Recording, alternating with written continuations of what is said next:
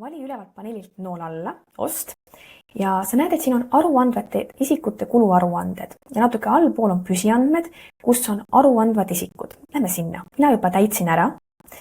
Vajutan selle peale, kui ma soovin teha muudatusi või täiendusi, siis ma saan seda teha. Aga kui sa esialgu teed täitma, siis kirjuta siia enda nimi ja enda pangakonto. Et kui sul on seotud Merit Activa pangaga, siis sa saad pärast selle tšeki, mis me sisse lisame, endale saata panka kinnitamiseks. Ja kui sa teed muudatusi, siis alati kõige olulisem nupp on siin salvesta.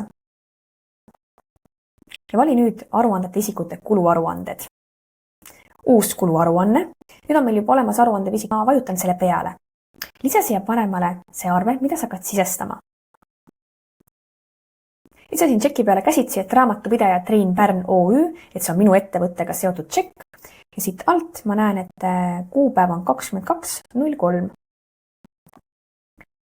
Kuluaruande number 1. Tegin ringi ümber, et kõik siit tšekist ei läinudki kuludesse, aga ainult see väike osa. Vastavalt sellele, mis kuluga on tegu, valid siit artikli. Tegevuskulud ja 99 eurot hind. Salvestan ja nüüd siin vasakul on koosta maksekorraldusi saada panka. Ehk siis, kui mul on ühendus olemas pangaga, saan ma saata selle panka kinnitamiseks, et ma saaksin selle raha enda eraisiku kontole. Hetkel mul seda ei ole, siis ta annab mulle teada, et esmalt aktiveeri see ja kuidas seda teha, siis väike juhend ka siin.